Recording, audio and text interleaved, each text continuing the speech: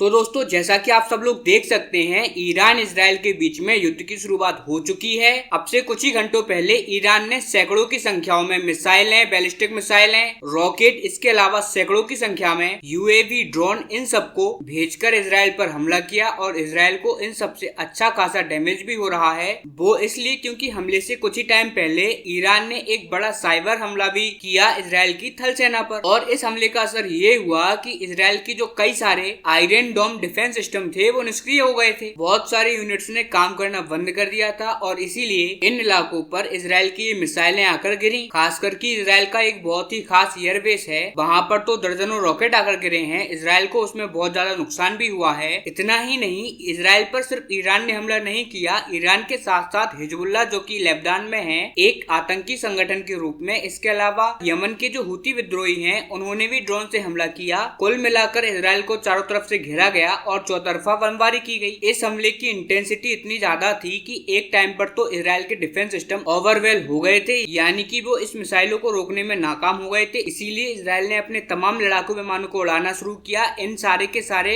मिसाइलों और ड्रोन को रोकने के लिए। अपने लड़ाकू विमान के जरिए इन्होंने इन मिसाइलों और ड्रोनों को रोका, लेकिन फिर भी काम नहीं चला क्योंकि इतनी बड़ी संख्या में ये मिसाइलें और ड्रोन सिस्टम आ रहे थे। इसीलिए इजराइल के पास में ही ब्रिटेन का एक शक्तिशाली एयरबेस था, तो वहीं से तुरंत ब्रिटेन ने अपने लड़ाकू विमान को रवाना कर दिया इजराइल की रक्षा के लिए, और उन लड़ाकू विमानों ने फिर काफी संख्या में ड्रोन और मिसाइलों को रोकने में इजराइल की मदद की। और यही कारण है कि इतना बड़ा अटैक होने के बावजूद, चौतरफा मिसाइल और बमबारी होने के बावजूद इजराइल को ज्यादा नुकसान नहीं पहुंचा, और ना ही फिलहाल ये रिपोर्ट आई है इजराइल से कि किसी भी नागरिक की जान गई है। इसीलिए अगर मिलिट्री पॉइंट ऑफ व्यू से देखा जाए तो ये हमला सक्सेसफुल नहीं था, ये एक फेल हमला हुआ। लेकिन इसे अगर आप डिप्लोमेटिक टर्म में देखेंगे तो ईरान के लिए ये एक ह्यूज सक्सेसफुल है, क्योंकि ईरान ने जो कहा था वो उन्होंने करके दिखाया। और सबसे खास बात कि ईरान ने कहकर हमला किया। अब से एक हफ्ते पहले ईरान ने कह दिया था कि हम हमला करेंगे, और इसीलिए इसे ईरान के लिए एक बहुत बड़ी विक्ट्री बताया जा रहा है। लेकिन ईरान को भी ये बात पता है कि इजराइल चुप नहीं बैठने वाला, इसीलिए ईरान ने अपने तमाम अरब के दोस्तों को ये चेतावनी दे दी है कि कोई भी देश अगर इजराइल की मदद करता है डायरेक्ट या इनडायरेक्ट तौर पर, तो उसे हम अपना दुश्मन मानेंगे और उस देश पर भी हम ऐसे ही अटैक करेंगे। लेकिन भला ईरान ऐसा कह क्यों रहा है? इजराइल को अरब देशों की मदद क्यों चाहिए होगी? तो उसका कारण है एयर स्पेस। दरअसल अगर इजराइल को